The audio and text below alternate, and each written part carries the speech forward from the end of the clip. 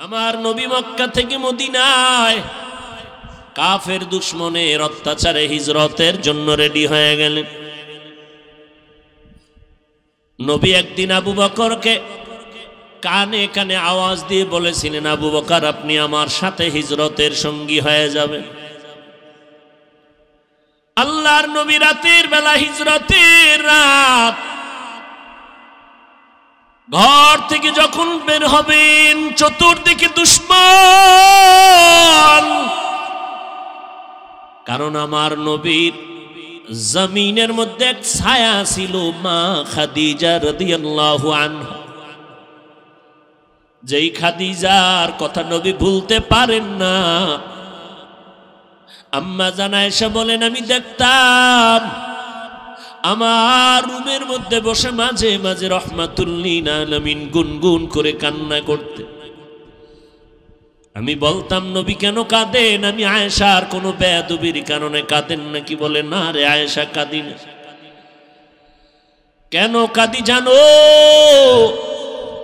আমার অন্তরে যখন খাদিজার কথা মনে পড়ে যায় আমি চোখের পানি ধরে রাখতে পারি না রে আয়েশা। কারণ তোমারে বুঝাইতে পারবো না রে আয়েশা, তুমি আমার সুখের দিনের বিবি, আর খাদিজা আমার দুঃখের সময়ের বিবি। যেই সময় মক্কা নগরীতে আমার ঘর নাই, বাড়ি নাই, আমার মা নাই, আমার বাবা নাই, আমি বাবা বলে ডাকতে পারি না, আমি অসহায়, আমার ঘর নাই, বাড়ি নাই, টাকা নাই, পয়সা নাই, আমি মুহাম্মদ বড় গরিব, আমি বড় ইতিম। ওই সময় খাদিজা আমাকে স্বামী বলে বরণ করে নিয়েছে। দুই স্বামী বিদায়ের পর খাদিজা আমাকে তৃতীয় স্বামী হিসাবে গ্রহণ করেছেন। আমার খাদিজার জীবদ্দশায় আমি মুহাম্মদ কোথাও বিবাহ করি নাই। খাদিজা 40 বছরের নারী, আমি 25 বছরের মুহাম্মদ বিয়া করেছিলাম। আমার যত সন্তান মারিয়া নামের স্ত্রী থেকে, মারিয়া কিবতিয়া নামের স্ত্রী থেকে মাত্র একটা সন্তান আছে, ছেলে, আর বাকি 4টা মেয়ে, 3টা ছেলে সন্তান খাদিজার গর্ভ থেকে আসছে। আমার কলিজার কন্যা ফাতেমা খাদিজার 4 নম্বরের সন্তান, ছোট কন্যা আমার। আমি দিনের দাওয়াত দিয়া মানুষের বাড়ি বাড়ি দৌড়াইতাম, আবার রাতের বেলা ঘরের দরওয়াজায় গিয়ে সালাম দিতাম, সাথে সাথে দরজা খুলতো। জিজ্ঞাসা করতাম, খাদিজা আপনি কি রাতের গভীরে ঘুমান না? বলে, কসম আল্লাহর ঘুমাই না। খাদিজা বলতেন, ও নবী আপনি, আমি জানি আপনার মা নাই, আপনার বাবা নাই, আমি 2টা স্বামী বিদায় করার পরে আপনাকে গ্রহণ করে নিয়েছি। আজ যদি আপনার মা বেঁচে থাকতেন আপনাকে বাইরে রেখে ঘুমাইতে পারতেন না। কারণ সন্তান কখনো মাকে বাহিরে ঘোরাফেরার মধ্যে রেখে মা ঘুমাতে পারে না। ও সন্তানেরা, তুমি জানো না যে তোমার মা তোমার অপেক্ষায় বসে আছে? টাইমের একটু বেশি হয়ে গেলে মায়ের কলিজা আঘাত করে, কই গেল আমার সন্তান? টেলিফোন নিয়ে ব্যস্ত। এরে বাবা কই গেছো? আয় আয়, আমি মা তোর অপেক্ষায় আছি, খানাও খাই নাই, ঘুমাই নাই। ওই খাদিজা আমাকে সান্ত্বনা দেয়, ও নবী আপনি যতক্ষণ ঘরে আসেন না আমি খাদিজার দরওয়াজার কিনারায় দাঁড়ায় অপেক্ষা করি, নবী আসবেন, আমি দরজা খুলবো, দেরি হলে নবী কষ্ট পাবেন। আমি ঘুমাই না রে নবী, আপনার অপেক্ষায় রাত্র কাটাই, স্বামীর অপেক্ষা করি আমি, নবী আমার কখন ঘরে আসবে? আয়েশা তুমি জানো না মক্কার দূরে হেরা পাহাড়ের চূড়া বড় অনেক উঁচা, অনেক উঁচা। ওই হেরা পাহাড়ে আমি মুহাম্মদ, কোনো সিঁড়ি নাই, দোকান নাই, একা একা যাইতাম, দুশমন জঙ্গল, পাথরওয়ালা পথ। আমি মুহাম্মদ ওই পাহাড়ের চূড়ায় উঠে নিচে একটা গর্তের মধ্যে ইবাদতে রাত কাটাইতাম, দিন কাটাইতাম, সপ্তাহে সপ্তাহ। ওই সময় মাঝে মাঝে দেখতাম আমার বিবি খাদিজা মহিলা মানুষ হইয়া আমি স্বামীর মহব্বতে ওই পাহাড়, এত উঁচু পাহাড়, খাদিজা মহিলা ওই উঁচু পাহাড় বে বে বে বে উপরে উঠিয়া আমি মুহাম্মদের নাস্তা পৌঁছাইয়া দিত। ওই খাদিজার কথা মনে পড়লে আমি মুহাম্মদ সহ্য করতে পারি না রে আয়েশা। ওই খাদিজার কথা মনে আসলে চোখের পানি পড়তে থাকে। ও আয়েশা,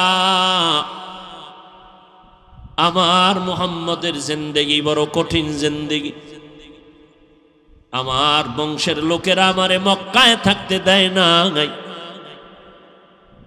এক সময় আমাকে 2.5 বছর থেকে 3 বছর পর্যন্ত শিয়াবে আবু তালিবের মধ্যে গৃহবন্দী করে রেখেছিল। আমি মুহাম্মদের পানি দেয় না, খানা দেয় না, পানির রাস্তা বন্ধ করে দিয়েছি। আমি আখিরি নবী, আমার মা নাই, আমার বাবা নাই, আমি গাছের পাতা চাবাইয়া খেয়ে খেয়ে দিন রাত্র কাটাইছি।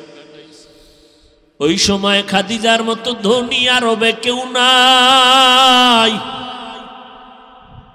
কিন্তু খাদিজা আমার মোহব্বতে আইসা আমার সাথে গাছের পাতা খেয়ে খেয়ে আমার মোহব্বতে রাত দিন কাটাইত। এই পর্দার আড়ালের আম্মা জান, আপনারা তো খাদিজা না, তবে খাদিজার মতো একজন নারী কই আপনার স্বামীর খেদমত? আপনি জানেন না আপনার স্বামী দিন রাত্র কত কষ্ট করে কামাই করে আপনার ঘরে পৌঁছাইয়া দেয়।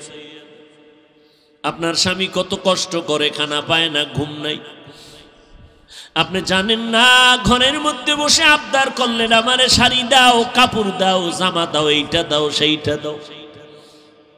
অনেক স্বামী আছে টাকা না থাকলেও স্ত্রীকে বুঝতে দেয় না, বন্ধু বান্ধবের থেকে ধার কইরা কইরা মনের আশা পুরাইয়া স্ত্রীকে দিতে থাকে। কিন্তু বিবি, তুমি জানো না তোমার স্বামী কেমন দরদি, কেমন কষ্ট করে তোমার মন রক্ষা করে। ও আম্মা জান, তোমার তো দরকার ছিল 5 ওয়াক্ত নামাজ পড়ে স্বামীর জন্য দোয়া করা। হে মালিক, তুমি স্বামীকে হেফাজত করো।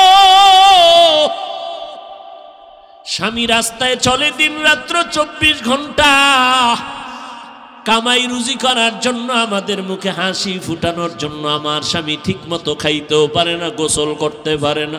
তুমি আমার স্বামীরে হেফাজত করিও, স্বামীরে তুমি হালাল বরকতি রিজিক দান করিও। দেখতারে মা, তোমার ঘরটা বেহেশতের বাগান হয়ে যাইত। ও স্বামীর খেদমত করনেওয়ালা নারীরা, আজকে যদি মনে করতার স্বামীর কামাই রুজি এটা স্বামীর একার না, এটা তোমার। স্বামী যদি মরে যায় সব তোমার থেকে যাবে রে মা। এই চিন্তা যদি ঘরের নারীরা করত, তাহলে স্বামীর মাল স্বামীকে না জানাইয়া বন্ধু বান্ধবের পাল্লায় পরে খরচ করত না। কত আম্মা জানেরা স্বামীর টাকা পয়সা অন্য বন্ধু বান্ধবের দিয়া দেয়, স্বামী জানেও না, চুরি কইরা কইরা স্বামীরে ফকির বানাইয়া দেয়। এক সময় দেখা যায় ওই মহিলা ফকির হইয়া রাস্তায় ঘুরে। এরে আম্মা জান, আপনাদের এত সম্মান, আপনারা নবীদের মা, আলেমদের মা, হাফেজে কোরআনের মা, আউলিয়ায়ে কেরামের মা, সাহাবায়ে কেরামের মা, আপনাদের এত সম্মান। আমরা আল্লাহকে রাজি করার, নবীর মোহাব্বত নিয়ে সওয়াব বেশি কামাই করতে হলে কষ্ট আর কষ্ট, কষ্ট আর কষ্ট। রৌদ্র নাই, বৃষ্টি নাই, মসজিদে যাও নামাজ পড়তে, জুমায় যাও, জানাজায় যাও, জিহাদের ময়দানে যাও। শাহাদাতের মর্যাদা যদি পেতে চাও, আম্মা জান, আপনার জানাজায় যাওয়া লাগবে না, জুমার মসজিদে যাওয়া লাগবে না, জিহাদে যাওয়া লাগবে না। মদিনার নবী বলেন, ঘরের মধ্যে থাইকা মা তুমি নামাজ পড়ো, স্বামীর মাল হেফাজত করো, সন্তানগুলো তুমি নেক আমলওয়ালা আদর্শওয়ালা বানাইয়া যাও। ওই পুরুষেরা বাইরে গিয়া যত সওয়াব পাবে, আম্মা জান ঘরের মধ্যে থেকে আল্লাহ তোমাকে সেই সওয়াব দিয়ে দিবে।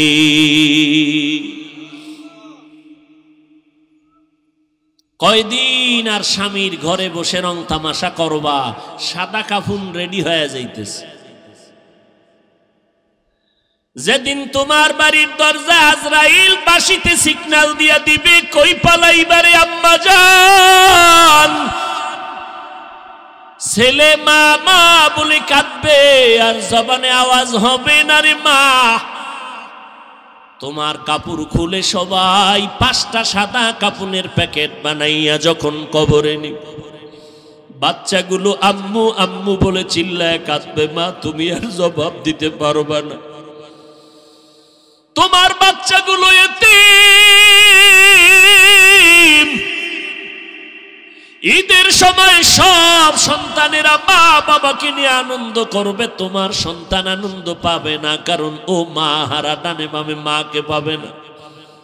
যার মা নাই যার বাবা নাই তাকে জিজ্ঞাসা করিয়া দেখো মা কত বড় সম্পদ, বাবা কত বড় সম্পদ। যার বাবা নাই তাকে জিজ্ঞাসা করো। বাবা বিছানায় পড়ে আছে, কোথাও যাইতে পারে না, এরপরেও সন্তানের একটা শক্তি মনে করে দুনিয়াতে একটা ঢাল আমার এখনো আছে। যার বাবা নাই মনে হয় যেন অসহায় হয়ে গেল। যার মা নাই ঘরের দিকে তাকাইয়া চোখের পানি ফেলে আর কান্না করে। এই সন্তানেরা, ওই মা বাবারে যারা পাইয়াও এখনো সম্মান করো না, মা বাবার দোয়া নিতে পারো না, এখনো পারো না, কপাল মন্দ তোমার রে বাবা। এখনো সময় আছে, যদি মা বেঁচে থাকে ঘরে যাইয়া মাকে সালাম দিও আর বলিস ও মা মাথায় হাত দিয়ে একটু দোয়া করে দাও, আমার মতো গুনাহগার হতভাগা কেউ নাই, না জানি আমি কবে মরে যাব, জাহান্নামী হয়ে যাব। ও মা তুমি একটু দোয়া করে দাও, কত বেয়াদবি করছি, কত কথা অমান্য করে তোমারে কাঁদাইছি, আমার কথায় মাঝে মাঝে দেখছি মা তুমি কষ্ট পাইয়া কান্না করেছ, মা তুমি আমারে মাফ করে দাও, আর কোনোদিন তোমারে কষ্ট দিব না রে মা। ওই মা যদি মাথায় হাত দিয়ে দোয়া করে দেয় আরশে আজিমে কবুল হয়ে যাবে। ও যুবকেরা, কয়দিন আর যৌবনের বাহাদুরি করবারে বাবা। এই মহামারীতে করোনায় কত মানুষ চলে গেল, কত যুবক চলে গেল। ও আল্লাহর বান্দারা, নবীর আদর্শের মালা গলায় লাগাও। মায়ার নবীর আদর্শের টুপি আজকে দিলাম, ১৫০০ বছর হয়ে গেল নবীরে পাইলাম না, কিন্তু নবীর আদর্শের টুপি আর দাড়ি আর কোরআন পড়ার কারণে আজ আল্লাহ কত সম্মানের চেয়ারে বসাইছে। আমার নিজের বাহাদুরি না, পয়গম্বরের আদর্শের বরকত আর কিছুই না। ও যুবক, পাও দুইটা যদি আগাইয়া দাও, আমি পায়ে হাত রেখে বলবো কয়দিন আর বাহাদুরি করবা। আমি তোমাকে এই কথা বলি না তুমি আমার মতো হুজুর হও, পাগড়ি বাঁধো, মাদ্রাসায় আসো, স্কুল ছেড়ে দাও, না, একবারও না। বরং আমি এই রবিউল আউয়ালে নবীর আদর্শের বয়ান করতে গিয়ে তোমাকে পায়ে ধরে অনুরোধ করব, স্কুলে যারা পড়ো লেখাপড়া বন্ধ করবা না, কলেজে যারা পড়ো লেখাপড়া বন্ধ করবা না, কারণ আমার মাদ্রাসায় তোমার আসার প্রয়োজন নাই, কারণ আমার মাদ্রাসায় আলেম ওলামা মুফতি মুহাদ্দিস ছাত্রর অভাব নাই, ভালো ভালো ছাত্র এখনো আছে, অভাব নাই। কিন্তু আমার সোনার বাংলাদেশে মুসলমান আদর্শওয়ালা ডাক্তারের বড় অভাব, মুসলমান আদর্শওয়ালা ইঞ্জিনিয়ারের বড় অভাব, মুসলমান আদর্শবান ডাক্তারের অভাব, প্রফেসরের অভাব, মুসলমান আদর্শবান সাংবাদিকের অভাব, এমপি মন্ত্রীর অভাব, মুসলমান আদর্শবান ওসি এসপি ডিসির বড় অভাব। ওখানে লেখাপড়া কইরা বাবা আদর্শবান ডাক্তার হও, আদর্শবান ইঞ্জিনিয়ার হও। আজকে যদি থানায় থানায় আদর্শবান ওসি থাকে, আজকে যদি জেলায় এসপি ডিসি আদর্শবান মুসলমান থাকে, আমাদের কোরআনের বয়ান করতে কোনো পেরেশানি লাগবে না। আলহামদুলিল্লাহিল্লাযী জাআলাশ শামসা ওয়াল কমারা বিহুসবান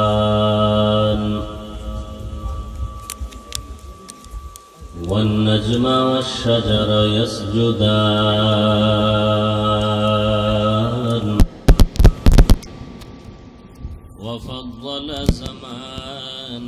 على زمان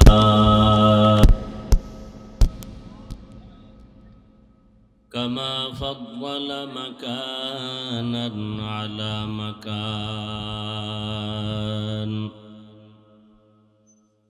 وإنسانا على إنسان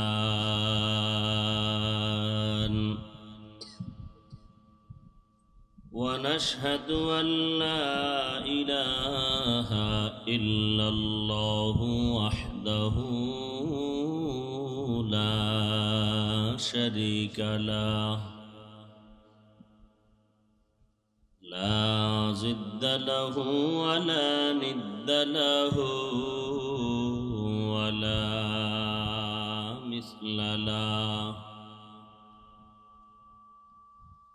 ونشهد أن سيدنا وسندنا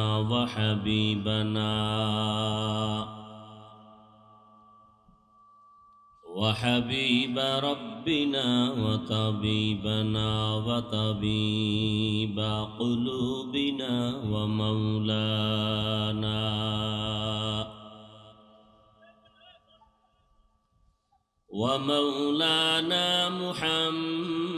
محمدا عبده ورسوله الذي أرسله بالحق بشيرا ونذيرا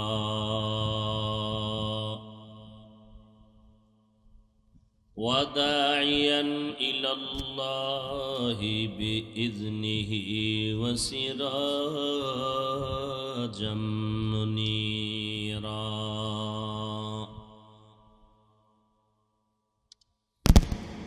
اللهم صل على محمد النبي الأمي وعلى آله وسلم تسليما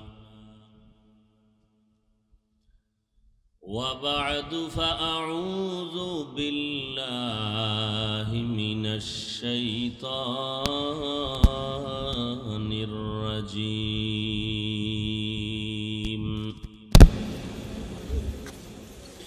بسم الله الرحمن الرحيم ما آتاكم الرسول فخذوه وما نهاكم عنه فانتهوا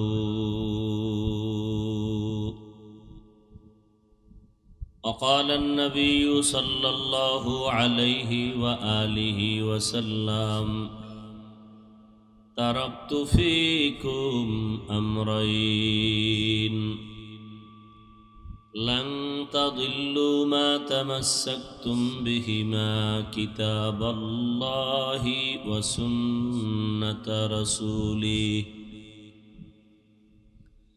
أو كما قال النبي عليه الصلاة والسلام صدق الله مولانا العظيم وصدق رسوله النبي الأمي الكريم ونحن على ذلك من الشاهدين والشاكرين والذاكرين والحمد لله رب العالمين سبحانك لا علم لنا إلا ما علمتنا إنك أنت العليم الحكيم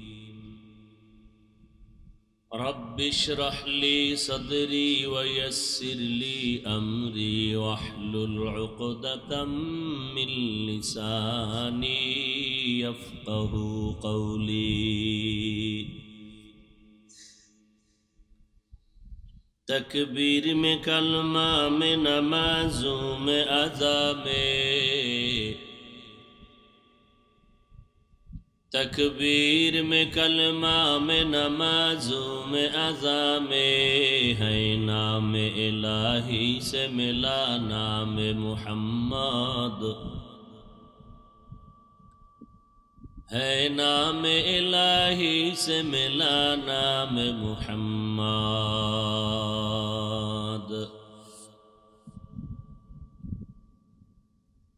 फरमाते हैं आदम को मुझे खुल्द तरी में,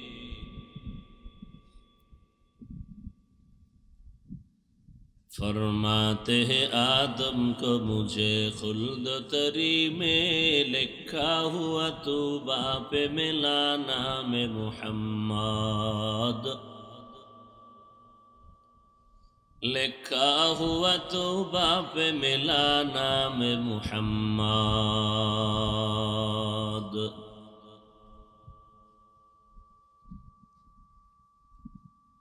है मीम में महबूब ये मतलब का इशारा,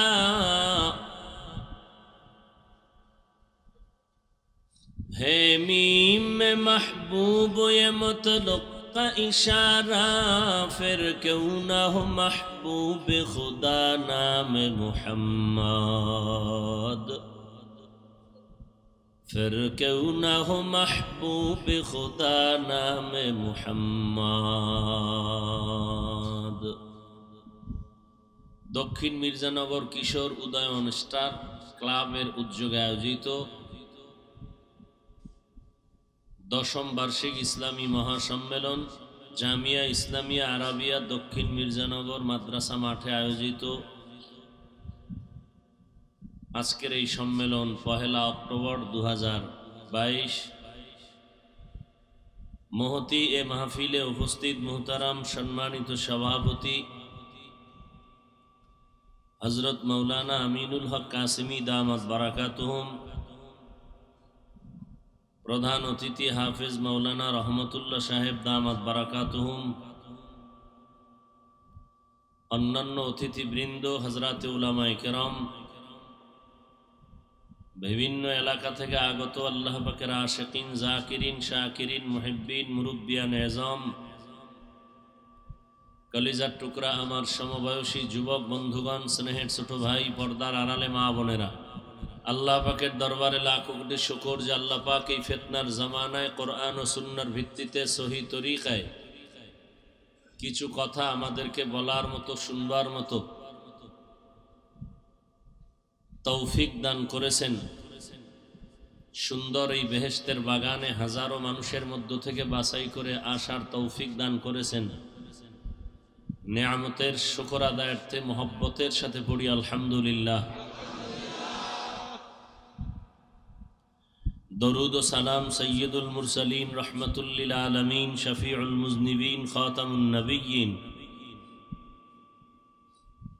সৈয়দুস সাকালাইন ইমামুল মুরসালিন হযরত মুহাম্মদুর রাসূলুল্লাহ সাল্লাল্লাহু আলাইহি ওয়া আলিহি ওয়াসাল্লামের উপর সর্বোপরি শুকর এবং দরুদ ও সালাম সৈয়দুল মুরসালিন রহমতুল লিল আলামিন হযরত মুহাম্মদুর রাসূলুল্লাহ সাল্লাল্লাহু আলাইহি ওয়া আলিহি ওয়াসাল্লাম। নবীর উপরে দরুদ পড়েন না কেন? আপনারা নবীর আশিক না? দীর্ঘ সময় আপনারা হযরতে উলামায়ে কেরামদের পবিত্র জবানে কোরআন সুন্নাহ ভিত্তিক দিক নির্দেশনামূলক আলোচনা শুনতেছিলেন। আমি পরিশেষে আপনাদের দোয়া নেওয়ার আশায় সংক্ষিপ্ত কিছু কথা বলার নিয়তে কোরআনে হাকিমের এক আয়াতাংশ তিলাওয়াত করেছি। রাসূল আরবি সাল্লাল্লাহু আলাইহি ওয়া আলিহি ওয়াসাল্লামের অসংখ্য অগণিত অমীয় বাণী হাদিস শরীফের মধ্য থেকে একটি হাদিস পড়েছি। ইখলাস ও রুহানিয়তের সমন্বয়ে কিছু কথা বলার মতো, শুনবার মতো আমাকে আপনাদের সবাইকে আল্লাহ পাক তৌফিক দান করেন। মা আতাকুমুর রাসূলু ফাখুযুহু, আল্লাহ বলেন ওই সমস্ত জিনিস যা রসুল নিয়ে আসছেন তা আঁকড়ে ধরো। ওয়ামা নাহাকুম আনহু ফান্তাহু, এবং ওই সমস্ত জিনিস থেকে তোমরা ফিরে যাও রসুল যার থেকে ফিরতে বলেছেন। নবীজি বলেন আমি বিদায় বেলা দুটো জিনিস রেখে গেলাম, তোমরা আঁকড়ে ধরলে কোনোদিন ভুলেও বিপদে পড়বে না। লান তাদিল্লু মা তামাসসাকতুম বিহিমা, কখনো তোমরা বিপদে পড়বে না যদি ওই দুই জিনিস আঁকড়িয়ে ধরো। অক্টোপাসের মতো কিতাব আল্লাহ ও সুন্নাত রাসূলি, প্রথম আল্লাহর কিতাব কোরআন, দ্বিতীয় রসুলের সুন্নত। বর্তমান আরবি মাস রবিউল আউয়াল, রসুলের আগমনের মাস, বিদায়ের মাস। সৃষ্টির শ্রেষ্ঠ নবী পৃথিবীতে আগমন করেছিলেন রবিউল আউয়ালে, পৃথিবীর থেকে বিদায় নিয়েছিলেন রবিউল আউয়ালে। মধ্যখানে সময় কাটলো 63 বছর। বিদায় নিলেন এবং আসলেন একই মাস রবিউল আউয়াল। দিন ছিল সোমবার, আগমন সকালে, বিদায় বিকালে।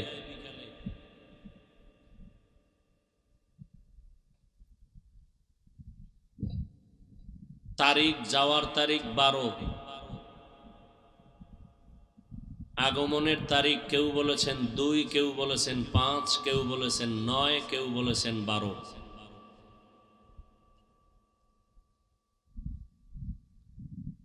তাহলে মাস নিয়ে কোনো দ্বিমত নাই, দিন নিয়ে কোনো দ্বিমত নাই,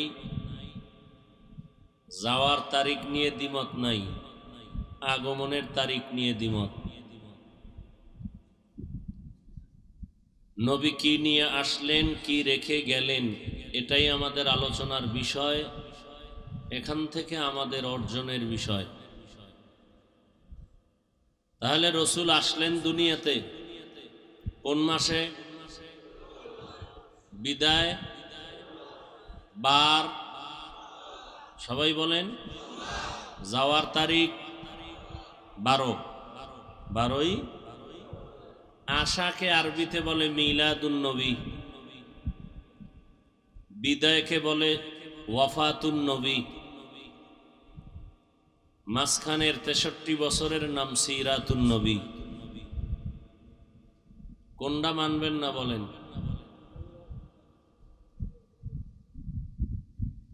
যদি কেউ বলে মিলাদুন নবী মানি না, তারও ঈমান দুর্বল। যে বলে ওয়াফাতুন নবী মানি না, তারও ঈমান দুর্বল। যে বলবে সিরাতুন নবী মানি না, তার ঈমানই নাই।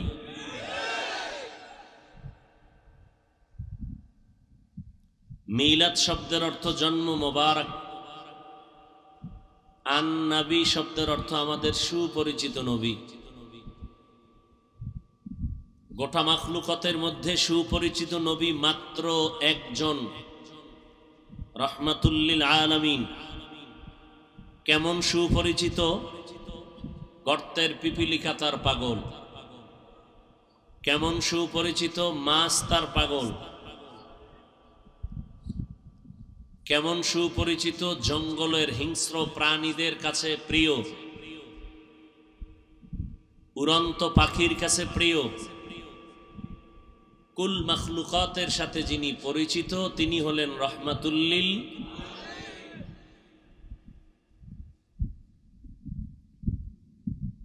বয়ান করা, বয়ান শোনা সব আল্লাহর তৌফিকের মাধ্যমে হয়। কি বয়ান করব নির্দিষ্ট করে আসি নাই, কতক্ষণ করব কোনো নিয়ত করি নাই। আল্লাহ যতক্ষণ তৌফিক দিবেন ততক্ষণ চলবে। কি বয়ান করব তাও আল্লাহ জানেন। কোন কথার পরে কোন কথা সাজাইয়া বের করব, এটা কি মুখস্থ করা কোনো বান্দার দ্বারা সম্ভব? যে আমি এই কথার পরে এই কথা বলবো।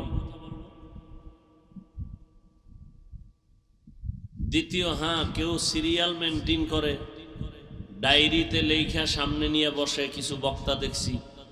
আবার কেউ ল্যাপটপ নিয়ে বসে, আর একটু আপডেট হয়েছে। আমাদের এই চিন্তাও নাই, অভ্যাসও নাই, যেন জীবনে না হয়।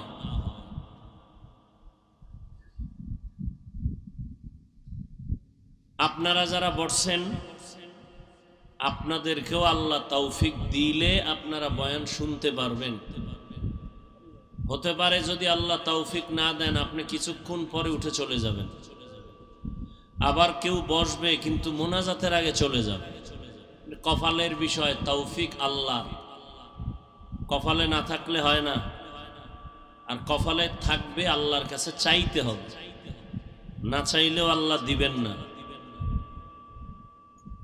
আস-সাইয়ু মিন্নি ওয়াল ইতমামু মিনাল্লাহ, চেষ্টা আমার, পরিপূর্ণতার মালিক আমি। নিয়ত করতে তো হবে যে আল্লাহ আমি এখানে দোয়া করে যাব, গুনাহমুক্ত হয়ে যাব, তওবা করে যাব, তা না আল্লাহ তৌফিক দিবেন, নিয়ত অনুযায়ী বরকত পাব।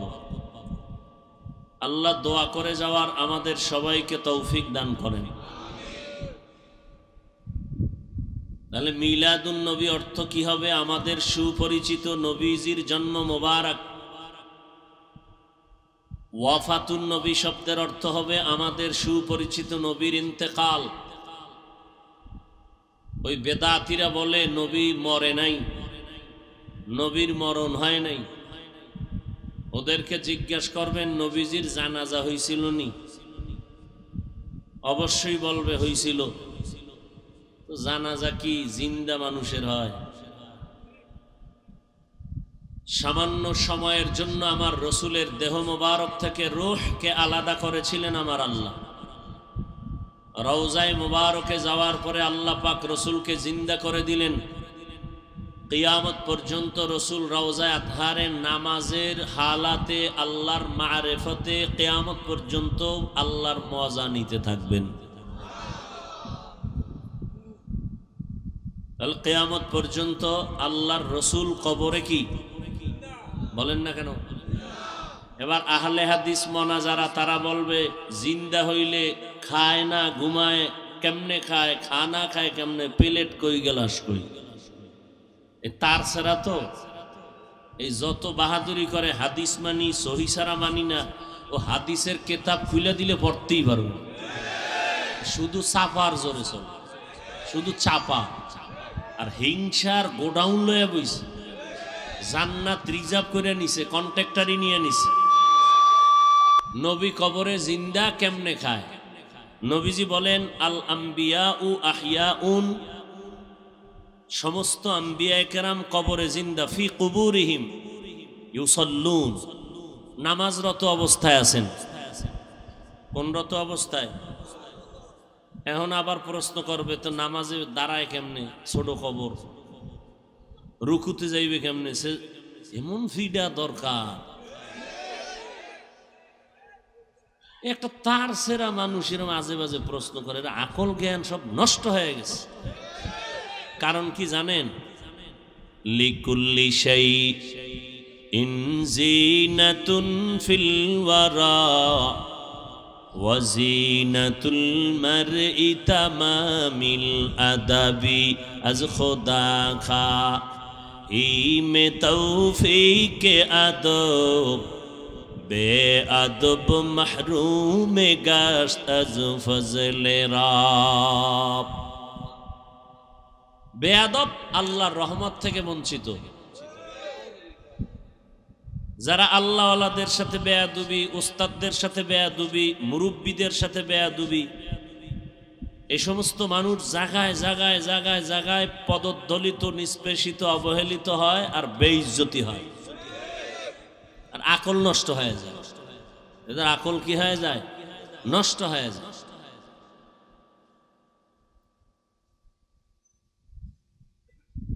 তারা আবু হানিফার সাথে বেয়াদবি করে, বলে আবু হানিফা মুশরিক। ফট করে বলে ফেললো আবু হানিফা মুশরিক। কে বলছে? যে কোরআনের আরবি বুঝে না, হাদিসের আরবি বুঝে না, সে বলে আমি হাদিস ছাড়া কিছু মানি না, আবু হানিফা মুশরিক। ইমাম গো গালি দেয়, ইমামের পিছনে নামাজ পড়ে না। কি ব্যাপার? কাতার ছিলাম তো, অন্তে সব হাদিস লয়ে এসেছি বাংলাদেশে, এই সব ইমামরা মোশরেক হয়ে গেছে।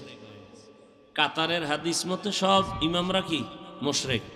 কি মোশরেকের সমস্যা? কয় জোরে আমিন কয় না, বুকে হাত বাঁধে না, বাস মোশরেক কয়ে ফেললো। মোশরেকের ডেফিনেশনও জানে না, ফট করে বলে ফেললো একজন আলেমের সামনে।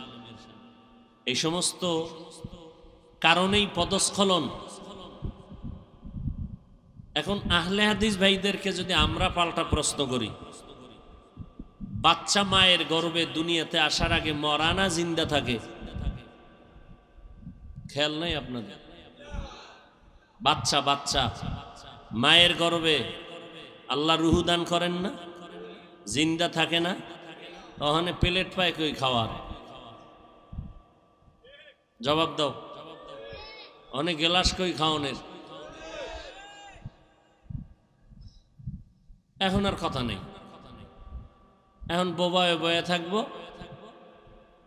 দম দইরা ফুইলা থাকবে, এখন আর কথা নেই। এই প্রশ্নের যেদিন জবাব দিবে আমরা ওই প্রশ্নের জবাব দিব। আপনাদের কি আবার ভেজাল আসেনি? তাহলে আপনাদের আবার দেওয়া লাগে। হ্যাঁ, আপনাদের দেই এই জন্য যেন আপনারা ওদের মোকাবেলায় কথা বলতে পারেন। তবে বেয়াদবি করবেন না কখনো, সাবধান। কথা বলবেন ভাই হিসাবে, মোহব্বতের সাথে, বুঝানের স্বার্থে। প্রয়োজনে পাও ধরুন, বুঝানের স্বার্থে। গালি দিব না, বেয়াদবি করব না, কারণ তার কবরে সে যাবে, আমার কবরে আমি আরেকজনকে গালি দিব কেন? গালি দেওয়ার কোনো হাদিস আছে নাকি? কি বলেন না কেন? হায়, মায়ের গর্ভে বাচ্চা জিন্দা, আল্লাহ পাক রব্বুল আলামিন ওই বাচ্চার ক্ষুধা নিবারণ করেন কেমনে? প্রশ্ন করাটাও বেয়াদবি। আল্লাহর কুদরতে ওখানে খানার ব্যবস্থা করেন কেমনে? ও নিয়ে আমার চিন্তা করার দরকার নাই, আল্লাহর কুদরতে করেন, বাস এতটুকু ঈমান রাখো। কবরে নবীরা জিন্দা, আল্লাহ এদেরকে রিজিক দেন। কোরআনের আয়াত, আল্লাহ এদেরকে কি দেন? রিজিক দেন। কি দেন? রিজিকটা খায় কেমনে? এটা আল্লাহর কুদরত। আল্লাহর কুদরত নিয়ে বেশি লাড়ালাড়ি করা, চালাকি করা ভালো না, করলে শেষে আসল হারায় যাবে। তাহলে ওয়াফাতুন নবী একদল মানে না, আমরা রসুলের ওয়াফাতকে মানি, মিলাদকেও মানি, তবে কোয়ালিটি আছে। মিলাদকে মানি নফল, আর সিরাতুন নবীকে মানি ফরজ। মিলাদুন নবী অর্থ আমাদের সুপরিচিত নবীজির জন্ম মোবারক, ওয়াফাতুন নবী অর্থ আমাদের সুপরিচিত নবীজির ইন্তেকাল। সিরাতুন নবী শব্দের অর্থ হলো আমাদের সুপরিচিত নবীজির জীবন ইতিহাস। এই তিন শব্দের মধ্যে পাওয়ারফুল শব্দের নাম সিরাতুন নবী। কেমন পাওয়ার? সিরাতুন নবীর মধ্যে মিলাদুন নবী আছে, ওয়াফাতুন নবীও আছে। কেউ যদি কারো জীবন ইতিহাস লেখে তাহলে জন্ম থেকে মৃত্যু সহ লেখে না? কথা বলেন না কেন? তাহলে সিরাতুন নবীর মধ্যে ওয়াফাতুন নবীও আছে, মিলাদুন নবীও আছে।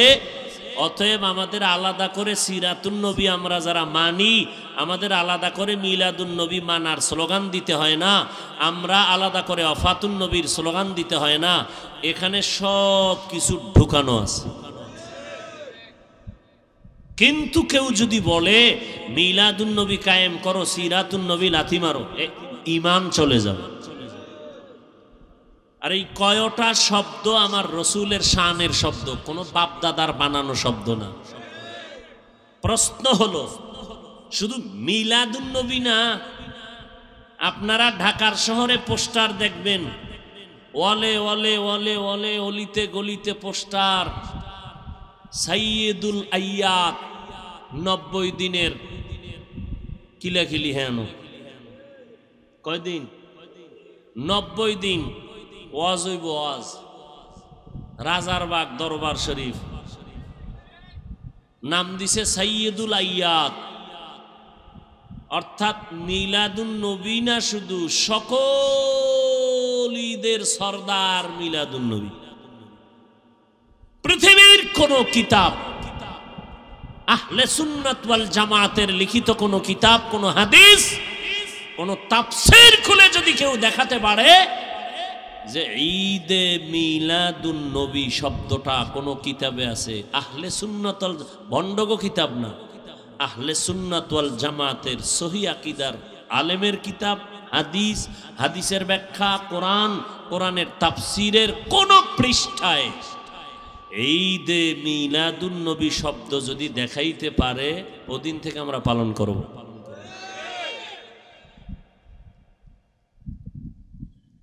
কি আছে কোথাও? আমরা বলতেছি নাই, আপনার জানা থাকলে বলেন। আছে? পৃথিবীর কোন হাদিসে নাই, হাদিসের ব্যাখ্যার কিতাবে নাই এই শব্দ লেখা, ঈদে মিলাদুন নবী। তাহলে এটা কারা করলো? ঈদ বাড়াইলো কারা? বাড়াবাড়ি করে যারা। বাড়াবাড়ি মানেই তো বাড়ানো, বাড়াবাড়ি করার মানে কি? তাহলে মিলাদুন নবীর সাথে ঈদ বাড়াইছে, অথচ বাড়াবাড়ি করার কোনো সুযোগ। আল-ইয়াউমা আকমালতু লাকুম দীনাকুম ওয়া আতমামতু আলাইকুম নি'মাতি ওয়া রাদিতু লাকুমুল ইসলাম দীনা। দিন ধর্ম আল্লাহ সিল মেরে দিলেন, এখানে আর কোনো বাড়ানো নাই, কমানোর কোনো সুযোগ নাই। আমি আল্লাহ মুহাম্মদের দিয়ে 23 বছরের প্রেসক্রিপশন তৈরি করে দিলাম। আরে দুনিয়ার মানুষ, কিয়ামত পর্যন্ত তোমরা যারা চলতে চাও সঠিক পথে, মুহাম্মদের দেওয়া প্রেসক্রিপশনটাকে ফলো করে চলবা। এই প্রেসক্রিপশন বাড়ানো যাবে না, কমানো যাবে না, সিল লাগায় দিলাম। আমার নবী খাতামুন নবিয়িনের সিল লাগায় দিলেন। নবীজির প্রেসক্রিপশন কিয়ামত পর্যন্ত চলবে। যারা ফলো করে তারা ঔষধ দিবে, তারা জান্নাতি। যারা নবীর প্রেসক্রিপশন উল্টা পাল্টা বাড়াবে, কমাবে, তারা গোমরা হয়ে যাবে। তাহলে আলেমগো কাজ কি? আলেমদের কাজ হলো বাড়ানোরও সুযোগ নাই, কমানোরও সুযোগ নাই। নবীর দেওয়া 23 বছরের প্রেসক্রিপশন উম্মতের বুঝাইয়া বুঝাইয়া ঔষধ দিবে। এলমেরা এজাজো করদান বেহিসাব, খলকেরা দাদান জওয়াবে বাসওয়াব, হক না দারাত দোস্তে খলকা জারেরা, নিস্তে ই খসলত একে দিনদারেরা। মিলাদুন নবী মানে জন্ম মোবারক। বলেন নবীর জন্ম হয়েছিল কয় বছর লাগাইয়া? কথা হয় না, না পারলেও তো বলবেন ভারী না। জন্ম হয় মানুষের 3 দিন। কয়বার বলেন না কেন ভাই?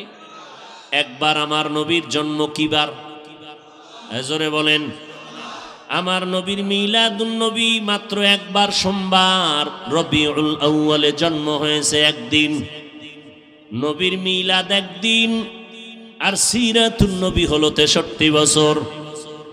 একদিন আর 63 বছরের মধ্যে যেমন ব্যবধান, মিলাদুন নবী আর সিরাতুন নবীর মধ্যে তেমন ব্যবধান। মিলাদুন নবী নবীর জন্ম মোবারকের আলোচনা করা নফল। সিরাতুন নবী নবীর আদর্শের আলোচনা করলে হবে না, পালন করা ফরজ।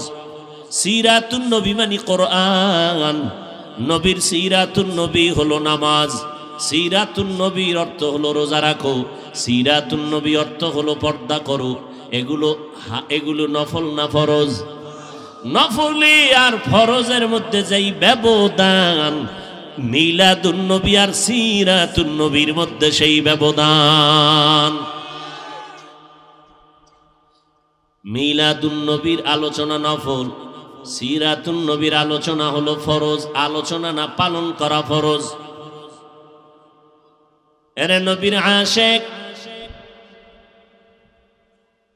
নবীজির সিরাতুন নবী, নবীর আদর্শ, আম্মাজান আয়েশা রাদিয়াল্লাহু আনহার দরবারে বড় বড় কয়েকজন সাহাবায়ে কেরাম প্রশ্ন করলেন, আম্মাজান আয়েশা, নবীজির আদর্শ সম্পর্কে আমাদের বয়ান করেন। আম্মাজান আয়েশা রাদিয়াল্লাহু আনহা 6 বছরে নবীর সাথে বিয়া, 9 বছরে নবীর ঘরে আসলেন। 18 বছর যখন আম্মাজানের বয়স, তখন আমার নবী বিদায় নিয়ে গেলেন। হিসাবটা বুঝে থাকলে বলেন, নবীর সাথে ঘর করলেন কয় বছর? 10 বছর, মাত্র 9 বছর। এই 9 বছরে আম্মাজান নবীজির বরকত এতটাই পাইলেন, প্রায় 2000-এর উপরে হাদিস আম্মাজান মুখস্থ করে ফেললেন। সাহাবায়ে কেরামদের মধ্যে বড় বড় বড় বড় ইলমওয়ালা যারা, কঠিন কোনো সমস্যায় যদি পড়ে যাইতেন, সমাধানের জন্য আম্মাজান আয়েশার দরবারে যাইতেন। আম্মাজান আয়েশা এমন সমাধান দিতেন, সাহাবায়ে কেরামদের মাঝে কোনো বিরোধ আর থাকতো না। আম্মাজান আয়েশা রাদিয়াল্লাহু আনহাকে উল্লেখযোগ্য সাহাবায়ে কেরাম প্রশ্ন করলেন, আম্মাজান নবীর আদর্শের বয়ান করেন। আম্মাজান উল্টা প্রশ্ন করলেন, আফাতাকরাউনাল কুরআন, সাহাবায়ে কেরাম আপনারা কি কোরআন তেলাওয়াত করেন না? ক্বালু বালা, তারা বললেন হ্যাঁ আমরা কোরআন তেলাওয়াত করি। আম্মাজান আয়েশা রাদিয়াল্লাহু আনহা বললেন, কানা খুলুকুহুল কুরআন, কোরআন শরীফ যা মুহাম্মদের আদর্শই হলো তা। আরো জোরে বলেন সুবহানাল্লাহ। একবার সুবহানাল্লাহ বললেন, দাম আছে না নাই? জান্নাতের মধ্যে বিশাল একটা গাছ হয়ে গেল। এত বিশাল একটা ফলের গাছ, দ্রুতগামী বাহন যদি দৌড়ায় 500 বছর দৌড়াইয়াও গাছের ছায়া শেষ করতে পারবে না। গর্তাওয়াকুল মিকুনি হার সবহশাম মেরা সানাদ রিজকে তু আজলা মাকাম। আল্লাহর উপরে ভরসা করে বান্দা চলো, আল্লাহই যথেষ্ট হয়ে যাবে, কোনো পেরেশানি নাই। আম্মাজান আয়েশা বললেন, নবীর আদর্শই হলো কোরআন। এজন্য মুফাসসিরিনে কেরাম বলেন, রব্বুল আলামিন জমিনের মধ্যে 2টা কোরআন নাজিল করেছেন। জোরে বলেন কয়টা? এক কোরআন হলো থিওরিক্যাল কোরআন, আর একটা কোরআন হলো প্র্যাকটিক্যাল কোরআন। থিওরিক্যাল কোরআন আমাদের হাতে এখনো আছে, প্র্যাকটিক্যাল কোরআন রবিউল আউয়ালে বিদায় নিয়েছে। রাহমাতুল লিল আলামিন প্র্যাকটিক্যাল কোরআন, আর আমরা যে কোরআন তেলাওয়াত করি এটা হলো থিওরিক্যাল কোরআন। আম্মাজান আয়েশা বললেন, নবীর আদর্শ যদি দেখতে চাও কোরআনের দিকে নজর দাও।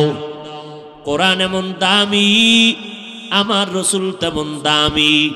আল্লাহ বলেন, কোরআন আমি যেমন হেফাজতের জিম্মাদারি নিয়েছি, আমার বন্ধু মুহাম্মদেরও আমি আল্লাহ জিম্মাদারি নিয়েছি হেফাজতের। ওয়াল্লাহু ইয়াসিমুকা মিনান নাস। আমার নবীর কোনো গুনাহ নাই, কোরআনের দিকে তাকাইলে যেমন সওয়াব, আমার নবী মুহাম্মদের দিকে তাকাইলেও বান্দা আমল নামায় সওয়াব। শুধু সওয়াব না, বান্দা নজর দিবি, 1 সপ্তাহের ক্ষুধা নিবারণ হয়ে যাবে। আমার নবীর চেহারা এত সুন্দর।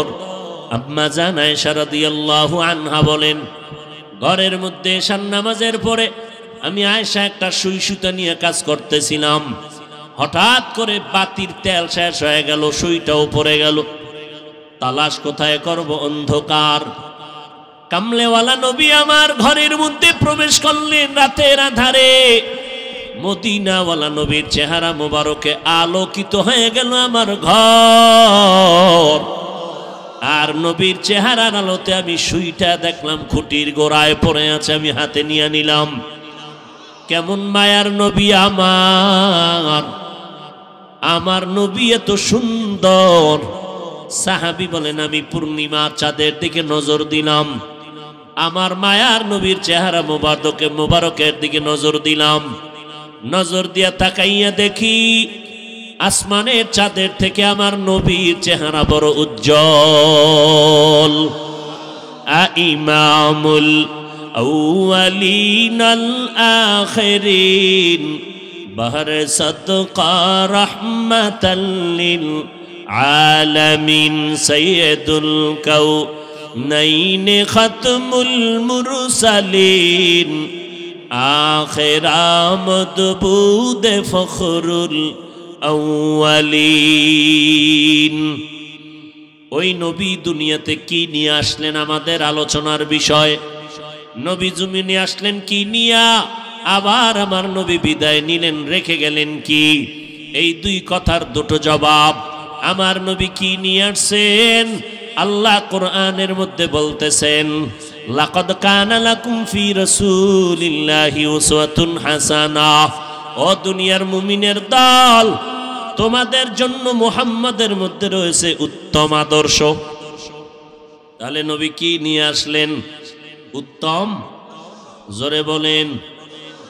নবী দুনিয়াতে আসলেন উত্তম আদর্শ নিয়া, আবার দুইটা জিনিস আমার নবী রেখে বিদায় নিয়ে চলে গেলেন। দুই জিনিস রেখে গেলেন, একটার নাম কোরআন আর একটার নাম হলো সুন্নাত।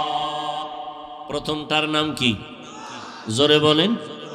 দ্বিতীয়টার নাম আরো জোরে বলেন। নবী কোরআন আর হাদিস কেন বলেন নাই? আমার নবী কেন কোরআন আর সুন্নতের কথা বললেন? এর কয়েকটা জবাব। এক নাম্বার জবাব, কোরআন বললে হাদিস বলার কোনো প্রয়োজন হয় না কেন? বলে কোরআন বুঝার জন্য লাগবে হাদিস, কারণ কোরআন হলো, কোরআনের ব্যাখ্যাই হলো হাদিস। দুই নাম্বার জবাব, লক্ষ লক্ষ নবীর হাদিস দুনিয়ার মানুষ কোনোদিন একত্রে এক টেবিলে জমাও করতে পারবে না, আমলও করতে পারবে না। কথা বুঝেননি? লক্ষ লক্ষ হাদিস কোনদিন মানুষ একা জীবনে এগুলো পড়িয়া শেষ করতে পারবে না, আর এই সমস্ত হাদিসগুলো জীবনে আমলও করতে পারবে না। তা আমল কি করবে? কয় আমল করবা সুন্নত, হাদিসের আমল না, সুন্নতের আমল করবা। তিন নাম্বার জবাব, নবী সুন্নতের কথা বলে বুঝায় দিলেন কিতাব দেখে আমল চলবে না। সুন্নতের আমল যদি চাও, ব্যক্তিকে দেখে আমল করা লাগবে। ব্যক্তি কারা? আমি নবীর একমাত্র বন্ধু জমিনে থাকবে তারা উলামায়ে আহলে হক। এরা আমাদের ওয়ারিস। আল উলামা ওয়ারাসাতুল আম্বিয়া, আম্বিয়ায়ে কেরামের ওয়ারিস উলামায়ে আহলে হক। এদের অনুসরণ করবা, কারণ সাহাবায়ে কেরাম এত বড় আলেম, কোরআন হাদিসের ইলম শিখার পরেও নবীর দরজা ছাড়ে না, নবীর পেছনে সময় দেয়। খানার টাইমের খবর নাই, ঘুমের খবর নাই, নবীর পেছনে সময় কাটায়। কখন রাত হয়ে গেল খবর নাই, দিন হয়ে গেল খবর নাই। নবী কেমনে পানি পান করেন সাহাবায়ে কেরাম দেখেন আর শিখেন। নবী কেমনে জুতা পরেন সাহাবায়ে কেরাম দেখেন আর শিখেন। আবার সাহাবায়ে কেরামদের দেখার পর তাবেঈনরা দেখে দেখে দেখে দেখে আমল করেছেন। তাবেঈনদেরকে দেখিয়া দেখিয়া তবে তাবেঈনরা আমল করেছেন। কোরআন হাদিস জানার পর তবে তাবেঈনদেরকে দেখে দেখে উলামায়ে মুতাকাদ্দিমিনরা আমল করেছেন। উলামায়ে মুতাকাদ্দিমিনদেরকে দেখে দেখে উলামায়ে মুতাআখিরিনরা আমল করেছেন। উলামায়ে মুতাআখিরিনদেরকে দেখে দেখে আমাদের মুরব্বিরা আমল করেছেন। আমরা আমাদের ওস্তাদদেরকে দেখে দেখে আমরা আমল করেছি।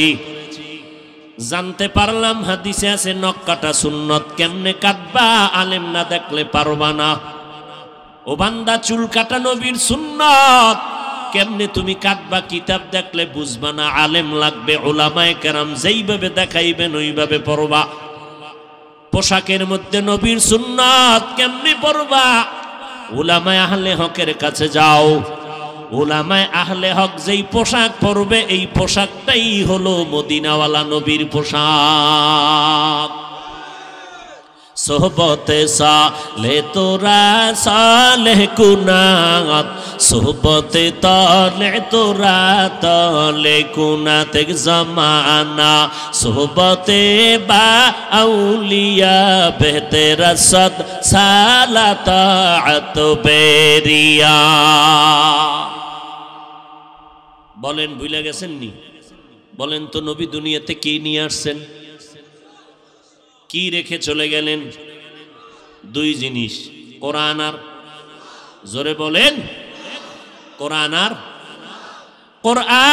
আর নবীর সুন্নাত। দুইটা জিনিস যদি আঁকড়িয়ে ধরো, কোনো ভয় নাই, কোনো চিন্তা নাই।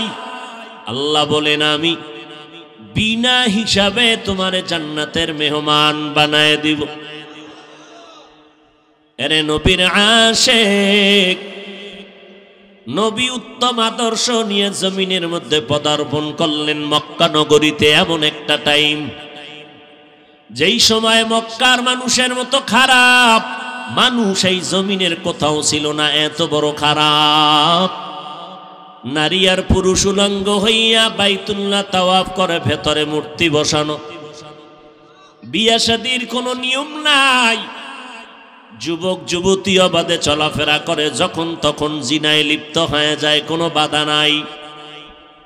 ওই সময়ের মতো খারাপ জমিনের মধ্যে আর কোথাও এত খারাপ মানুষ ছিল না। আল্লাহ বলেন ওই খারাপ সৃষ্টির নিকৃষ্ট খারাপ মানুষগুলোকে ভালো বানানোর জন্য আমি একজন শ্রেষ্ঠ ডাক্তার বানাইয়া আমার বন্ধুরে মক্কা নগরীতে পাঠায় দিলাম। আমার নবী এমন শ্রেষ্ঠ নবী হইয়া সৃষ্টির শ্রেষ্ঠ ডাক্তার, এমন ঔষধ দিলেন আমার নবী। মক্কার বর্বর জাহেল মূর্খ মানুষ আমার নবীর যখন ঔষধ গ্রহণ করল, তারা এত স্বর্ণের মানুষে পরিণত হয়ে গেল। এখন আর তারা খারাপ নাই।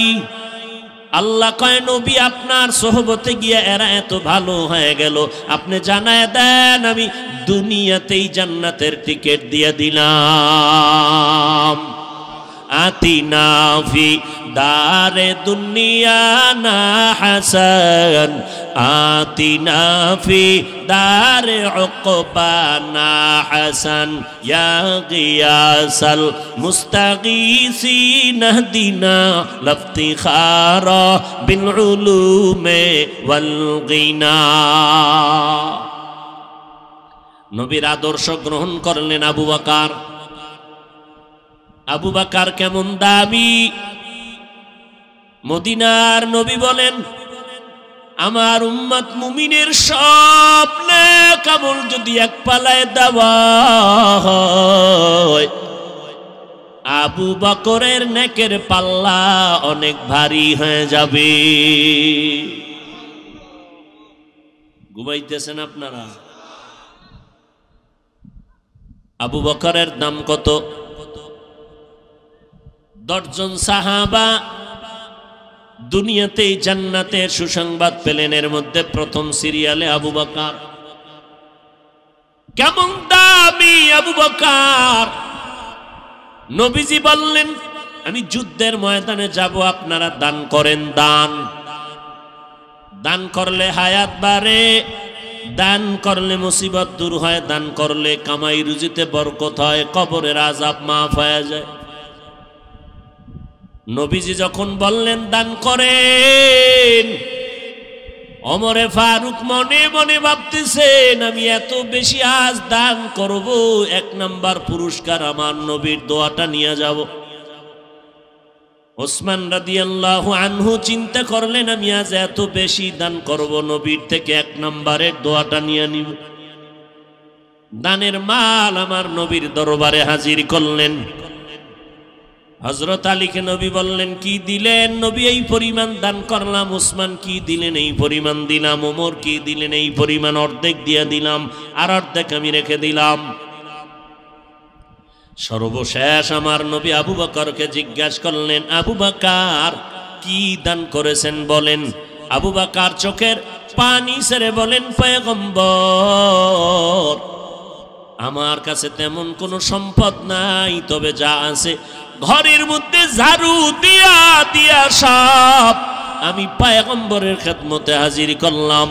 এখন আমি আবু বকরের আমার আল্লাহ আর নবী সারা কিছুই নাই।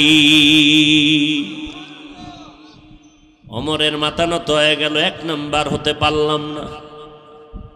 কারণ বেশি দান করা 1 নাম্বার না, অন্তরের কোরবানি দেওয়াটাই বড় 1 নাম্বার। সব দিয়ে দিলেন, সব দিয়ে দিলেন, যা আছে তাই দিয়ে দিলেন। নবী আশ্চর্য হয়ে গেলেন, এত ত্যাগ আপনি স্বীকার করলেন হে আবু বকর। চুপ হয়ে গেল মজলিস। হঠাৎ করে জিবরাইল আমিন এসে হাজির হয়ে গেলেন। ও নবী, আল্লাহর সালাম। আজ আপনাকে আল্লাহ সালাম দিয়েছেন, প্রতিদিন দেন, আজকে আরো দিয়েছেন। তবে প্রতিদিন আমি জিবরাইল আপনার সামনে আসি আল্লাহর সালাম নিয়া।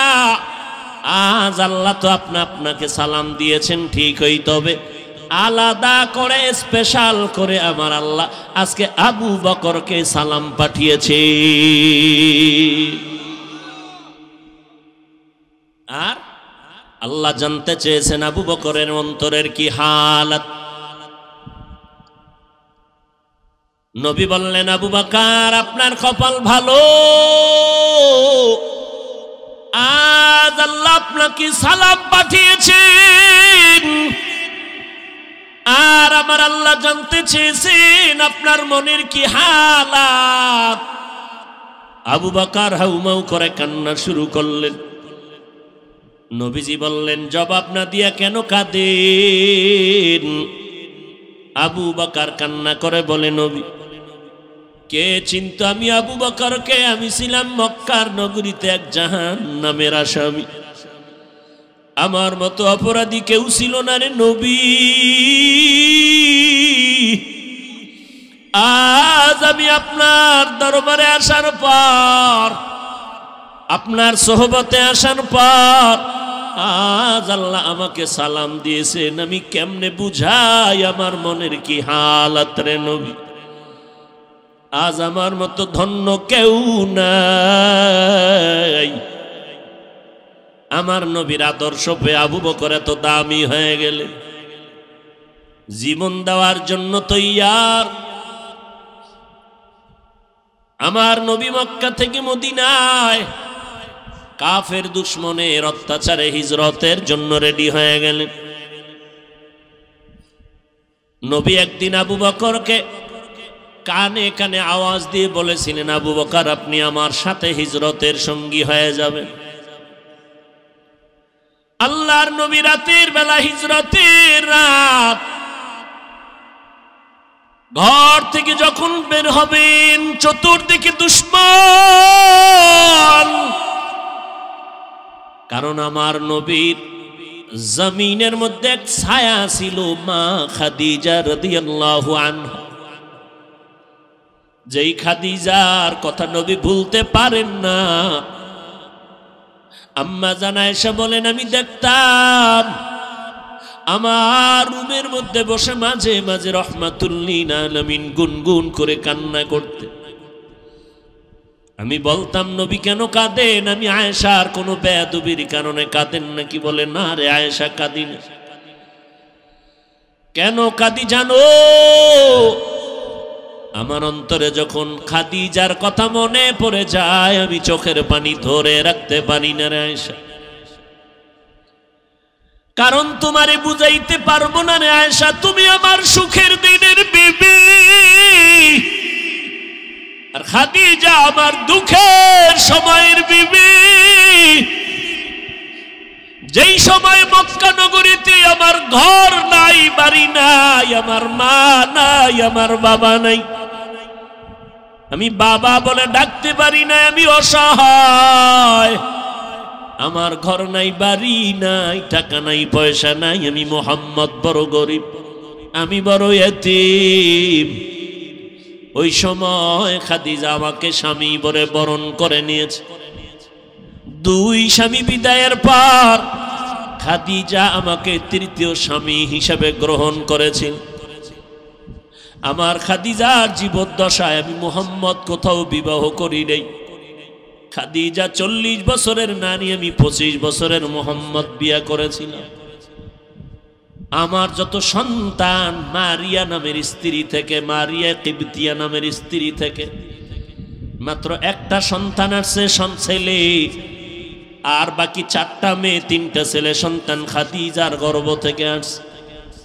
আমার কলিজার কন্যা ফাতেমা খাদিজার 4 নম্বরের সন্তান। ছোট কন্যা আমার, আমি দিনের দাওয়াত দিয়া মানুষের বাড়ি বাড়ি দৌড়াইতাম, আবার রাতের বেলা ঘরের দরওয়াজায় গিয়ে সালাম দিতাম, সাথে সাথে দরজা খুলতো। জিজ্ঞাসা করতাম, খাদিজা আপনি কি রাতের গভীরে ঘুমান না? বলে কসম আল্লাহর ঘুমাই না। খাদিজা বলতেন, ও নবী আপনি, আমি জানি আপনার মা নাই, আপনার বাবা নাই, আমি 2টা স্বামী বিদায় করার উপরে আপনাকে গ্রহণ করে নিয়েছি।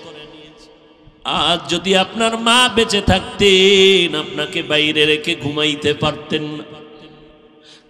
কারণ সন্তান কখনো মাকে বাহিরে ঘোরাফেরার মধ্যে রেখে মা ঘুমাতে পারে না। ও সন্তানেরা, তুমি জানো না যে তোমার মা তোমার অপেক্ষায় বসে আছে। টাইমের একটু বেশি হয়ে গেলে মায়ের কলিজা আঘাত করে, কই গেল আমার সন্তান? টেলিফোন নিয়ে ব্যস্ত। এরে বাবা কই গেছো? আয় আয়, আমি মা তোর অপেক্ষায় আছি, খানাও খাই নাই, ঘুমাই নাই। ওই খাদিজা আমাকে সান্ত্বনা দেয়, ও নবী আপনি যতক্ষণ ঘরে আসেন না আমি খাদিজার দরওয়াজার কিনারায় দাঁড়ায় অপেক্ষা করি। নবী আসবেন, আমি দরজা খুলব, দেরি হলে নবী কষ্ট পাবেন। আমি ঘুমাই না রে নবী, আপনার অপেক্ষায় রাত্র কাটাই, স্বামীর অপেক্ষা করি আমি। নবী আমার কখন ঘরে আসবেন? আয়েশা তুমি জানো না মক্কার দূরে হেরা পাহাড়ের চূড়া বড় অনেক উঁচা, অনেক উঁচা। ওই হেরা পাহাড়ে আমি মুহাম্মদ, কোনো সিঁড়ি নাই, দোকান নাই, একা একা যাইতাম, দুশ্মন জঙ্গল, পাথরওয়ালা পথ। আমি মুহাম্মদ ওই পাহাড়ের চূড়ায় উঠে নিচে একটা গর্তের মধ্যে ইবাদতে রাত কাটাইতাম, দিন কাটাইতাম, সপ্তাহে সপ্তাহ।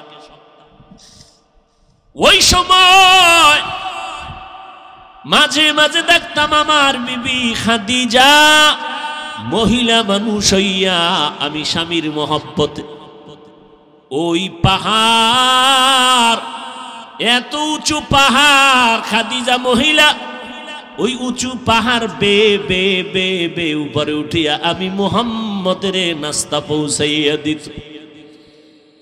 ওই খাদিজার কথা মনে পড়লে আমি মুহাম্মদ সহ্য করতে পারি না রে আয়েশা। ওই খাদিজার কথা মনে আসলে চোখের পানি পড়তে থাকে। ও আয়েশা, আমার মুহাম্মদের জিন্দেগি বড় কঠিন জিন্দেগি। আমার বংশের লোকেরা আমারে মক্কায় থাকতে দেয় না। এক সময় আমাকে 2.5 বছর থেকে 3 বছর পর্যন্ত শিয়াবে আবু তালিবের মধ্যে গৃহবন্দী করে রেখেছিল। আমি মুহাম্মদের পানি দেয় না, খানা দেয় না, পানির রাস্তা বন্ধ করে দিয়েছি।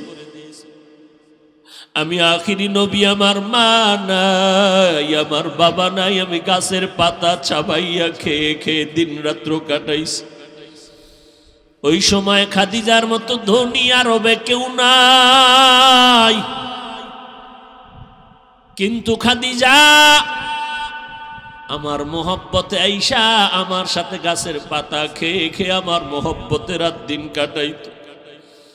এই পর্দার আড়ালের আম্মা জান, আপনারা তো খাদিজা না, তবে খাদিজার মতো একজন নারী কই আপনার স্বামীর খেদমত?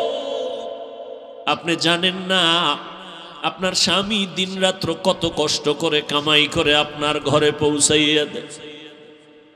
আপনার স্বামী কত কষ্ট করে, খানা পায় না, ঘুম নাই।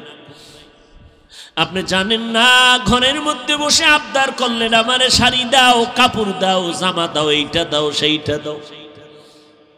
অনেক স্বামী আছে টাকা না থাকলেও স্ত্রীকে বুঝতে দেয় না, বন্ধু বান্ধবের থেকে ধার কইরা কইরা মনের আশা পুরাইয়া স্ত্রীকে দিতে থাকে। কিন্তু বিবি তুমি জানো না তোমার স্বামী কেমন দরদি, কেমন কষ্ট করে তোমার মন রক্ষা করে। ও আম্মা জান, তোমার তো দরকার ছিল 5 ওয়াক্ত নামাজ পড়ে স্বামীর জন্য দোয়া করা। হে মালিক, তুমি স্বামীকে হেফাজত করো। স্বামী রাস্তায় চলে দিন রাত্র 24 ঘন্টা কামাই রুজি করার জন্য, আমাদের মুখে হাসি ফুটানোর জন্য। আমার স্বামী ঠিক মতো খাইতেও পারে না, গোসল করতে পারে না। তুমি আমার স্বামীরে হেফাজত করিও, স্বামীরে তুমি হালাল বরকতি রিজিক দান করিও। দেখতারে মা, তোমার ঘরটা বেহেশতের বাগান হয়ে যাইত। ও স্বামীর খেদমত করনেওয়ালা নারীরা, আজকে যদি মনে করতা স্বামীর কামাই রুজি এটা স্বামীর একার না, এটা তোমার। স্বামী যদি মরে যায় সব তোমার থেকে যাবে রে মা। এই চিন্তা যদি ঘরের নারীরা করত, তাহলে স্বামীর মাল স্বামীকে না জানাইয়া বন্ধু বান্ধবের পাল্লায় পরে খরচ করত না। কত আম্মা জানেরা স্বামীর টাকা পয়সা অন্য বন্ধু বান্ধবের দিয়া দেয়, স্বামী জানেও না, চুরি কইরা কইরা স্বামীরে ফকির বানাইয়া দেয়। এক সময় দেখা যায় ওই মহিলা ফকির হইয়া রাস্তায় ঘুরে। এরে আম্মা জান, আপনাদের এত সম্মান, আপনারা নবীদের মা, আলেমদের মা, হাফেজে কোরআনের মা, আউলিয়ায়ে কেরামের মা, সাহাবায়ে কেরামের মা, আপনাদের এত সম্মান। আমরা আল্লাহকে রাজি করার, নবীর মোহাব্বত নিয়ে সওয়াব বেশি কামাই করতে হলে কষ্ট আর কষ্ট, কষ্ট আর কষ্ট। রৌদ্র নাই, বৃষ্টি নাই, মসজিদে যাও নামাজ পড়তে, জুমায় যাও, জানাজায় যাও, জিহাদের ময়দানে যাও। শাহাদাতের মর্যাদা যদি পেতে চাও, আম্মা জান, আপনার জানাজায় যাওয়া লাগবে না, জুমার মসজিদে যাওয়া লাগবে না, জিহাদে যাওয়া লাগবে না। মদিনার নবী বলেন, ঘরের মধ্যে থাইকা মা তুমি নামাজ পড়ো, স্বামীর মাল হেফাজত করো, সন্তানগুলো তুমি নেক আমলওয়ালা আদর্শওয়ালা বানাইয়া যাও। ওই পুরুষেরা বাইরে গিয়া যত সওয়াব পাবে, আম্মা জান ঘরের মধ্যে থেকে আল্লাহ তোমাকে সেই সওয়াব দিয়ে দিবে।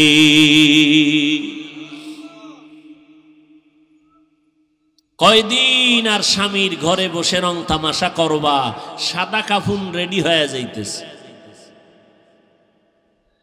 যেদিন তোমার বাড়ির দরজা আজরাইল বাঁশিতে সিগন্যাল দিয়া দিবে, কই পালাইবারে আম্মা জান, ছেলে মা মা বলে কাঁদবে আর জবানে আওয়াজ হবে না রে মা। তোমার কাপড় খুলে সবাই 5টা সাদা কাপড়ের প্যাকেট বানাইয়া যখন কবরে নিবে, বাচ্চাগুলো আম্মু আম্মু বলে চিল্লায় কাঁদবে, মা তুমি আর জবাব দিতে পারবা না। তোমার বাচ্চাগুলো এতিম।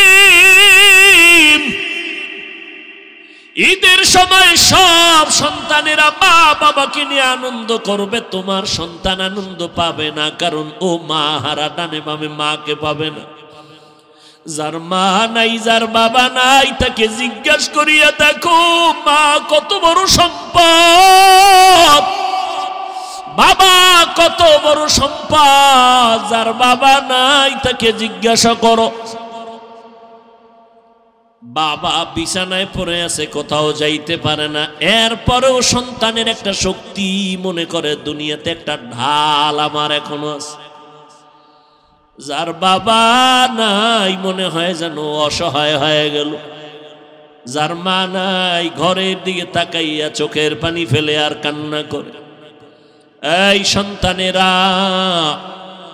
ওই মা বাবারে যারা পাইয়াও এখনো সম্মান করো না, মা বাবার দোয়া নিতে পারো না, এখনো পারো না, কপাল মন্দ তোমার রে বাবা। এখনো সময় আছে, যদি মা বেঁচে থাকে ঘরে যাইয়া মাকে সালাম দিও আর বলিস মা মাথায় হাত দিয়ে একটু দোয়া করে দাও। আমার মতো গুনাহগার হতভাগা কেউ নাই। না জানি আমি কবে মরে যাব, জাহান্নামী হয়ে যাব। ও মা, তুমি একটু দোয়া করে দাও। কত বেয়াদবি করছি, কত কথা অমান্য করে তোমারে কাঁদাইছি। আমার কথায় মাঝে মাঝে দেখছি মা তুমি কষ্ট পাইয়া কান্না করেছো। মা তুমি আমারে মাফ করে দাও, আর কোনোদিন তোমারে কষ্ট দিব না রে মা। ওই মা যদি মাথায় হাত দিয়ে দোয়া করে দেয়, আরশে আজিমে কবুল হয়ে যাবে। ও যুবকেরা, কয়দিন আর যৌবনের বাহাদুরি করবারে বাবা। এই মহামারীতে করোনায় কত মানুষ চলে গেল, কত যুবক চলে গেল। ও আল্লাহর বান্দারা, নবীর আদর্শের মালা গলায় লাগাও। মায়ার নবীর আদর্শের টুপি আজকে দিলাম, ১৫০০ বছর হয়ে গেল নবীরে পাইলাম না। কিন্তু নবীর আদর্শের টুপি আর দাড়ি আর কোরআন পড়ার কারণে আজ আল্লাহ কত সম্মানের চেয়ারে বসাইছে। আমার নিজের বাহাদুরি না, পয়গম্বরের আদর্শের বরকত আর কিছুই না। ও যুবক, পাও দুইটা যদি আগাইয়া দাও, আমি পায়ে হাত রেখে বলবো কয়দিন আর বাহাদুরি করবা। আমি তোমাকে এই কথা বলি না তুমি আমার মতো হুজুর হও, পাগড়ি বাঁধো, মাদ্রাসায় আসো, স্কুল ছেড়ে দাও, না, একবারও না। বরং আমি এই রবিউল আউয়ালে নবীর আদর্শের বয়ান করতে গিয়ে তোমাকে পায়ে ধরে অনুরোধ করব, স্কুলে যারা পড়ো লেখাপড়া বন্ধ করবা না, কলেজে যারা পড়ো লেখাপড়া বন্ধ করবা না। কারণ আমার মাদ্রাসায় তোমার আসার প্রয়োজন নাই, কারণ আমার মাদ্রাসায় আলেম ওলামা মুফতি মুহাদ্দিস ছাত্রর অভাব নাই, ভালো ভালো ছাত্র এখনো আছে, অভাব নাই। কিন্তু আমার সোনার বাংলাদেশে মুসলমান আদর্শওয়ালা ডাক্তারের বড় অভাব, মুসলমান আদর্শওয়ালা ইঞ্জিনিয়ারের বড় অভাব, মুসলমান আদর্শবান ডাক্তারের অভাব, প্রফেসরের অভাব, মুসলমান আদর্শবান সাংবাদিকের অভাব, এমপি মন্ত্রীর অভাব, মুসলমান আদর্শবান ওসিএসপিডিসির বড় অভাব। ওখানে লেখাপড়া কইরা বাবা আদর্শবান ডাক্তার হও, আদর্শবান ইঞ্জিনিয়ার হও। আজকে যদি থানায় থানায় আদর্শবান ওসি থাকে, আজকে যদি জেলায় এসপিডিসি আদর্শবান মুসলমান থাকে, আমাদের কোরআনের বয়ান করতে কোনো পেরেশানি লাগবে না। স্কুলে পড়ো, কলেজে পড়ো, তবে নবীর আদর্শের মালা গলায় লাগাও। মা বাবার দোয়া নিয়ে চলো, মা বাবার দোয়া নিয়ে চলো। কলেজে পড়ো, স্কুলে পড়ো, মা বাবার দোয়া নাও, আলেমের পরামর্শ নাও, 5 বেলার নামাজ পড়ো। যদি পেছনে অন্যায় করে থাকো একটু তওবা করে নাও, আর নামাজ ছাড়বা না, বেপরদায় চলবা না। ও যুবকেরা, একটু নজর করো, তোমার আমার মতো যুবক স্কুলে পড়ে নামাজি, কলেজে পড়ে নামাজি আছে না নাই?